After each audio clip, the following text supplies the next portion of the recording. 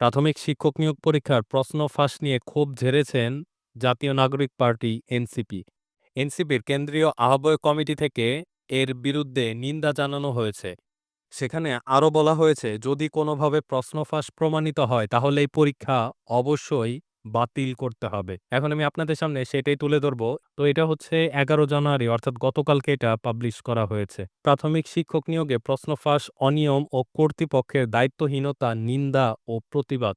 আমরা জাতীয় নাগরিক পার্টি গভীর উদ্বেগের সাথে লক্ষ্য করেছি যে গত 9 জানুয়ারি 2026 তারিখে অনুষ্ঠিত প্রাথমিক শিক্ষক নিয়োগ পরীক্ষার প্রশ্ন ফাঁস, নানা অনিয়মের অভিযোগ উঠেছে। এর আগেও প্রাথমিক শিক্ষা অধিদপ্তরের অফিস সহকারী নিয়োগ পরীক্ষার প্রশ্ন ফাঁসের ঘটনা ঘটেছিল। প্রাথমিক শিক্ষক নিয়োগ পরীক্ষায় একের পর এক এই অনিয়ম ও জালিয়াতির ঘটনায় আমরা এর তীব্র নিন্দা ও প্রতিবাদ জানাই। এ ধরনের অনিয়ম আমাদের সমাজের তরুণ ও সম্ভাবনাময় প্রার্থীদের স্বপ্ন ও সততার উপর এক নির্মম আঘাত। 2024 সালে ছাত্র জনতার অভ্যুত্থান শুরু হয়েছিল চাকরি ব্যবস্থার বৈষম্য, অনিয়ম ও জালিয়াতির বিরুদ্ধে। চাকরি পরীক্ষার্থীদের প্রত্যক্ষ প্রতিবাদের মধ্য দিয়ে ফ্যাসিবাদী সরকারের পতনের পর অভ্যুত্থান পরবর্তী সময়ে একটি অন্তর্বর্তীকালীন সরকার গঠিত হয়। এই সরকারের কাছে বাংলাদেশের জনগণের প্রত্যাশা ছিল সর্বপ্রথম চাকরি পরীক্ষার সকল অনিয়ম জটিলতা দূর করে একটি স্বচ্ছ ও নিরপেক্ষ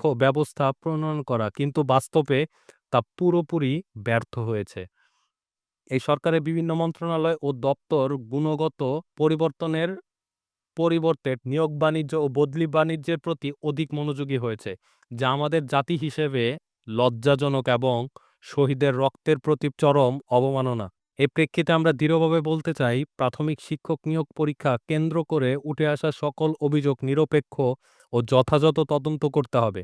নিরপেক্ষ তদন্ত শেষ না হওয়া পর্যন্ত এই পরীক্ষার ফলাফল প্রকাশ করা যাবে না। প্রশ্ন ফাঁসের অভিযোগে ন্যূনতম সত্যতা পাওয়া গেলে অনুষ্ঠিত পরীক্ষা বাতিল করে পুনরায় পরীক্ষা গ্রহণ করতে হবে এবং প্রশ্ন ফাঁসের সঙ্গে জড়িত ব্যক্তি ও প্রতিষ্ঠানকে শাস্তির আওতায় এনে সংশ্লিষ্ট প্রতিষ্ঠানকে প্রশ্ন প্রণয়নের দায়িত্ব থেকে স্থায়ীভাবে বহিষ্কার করতে হবে।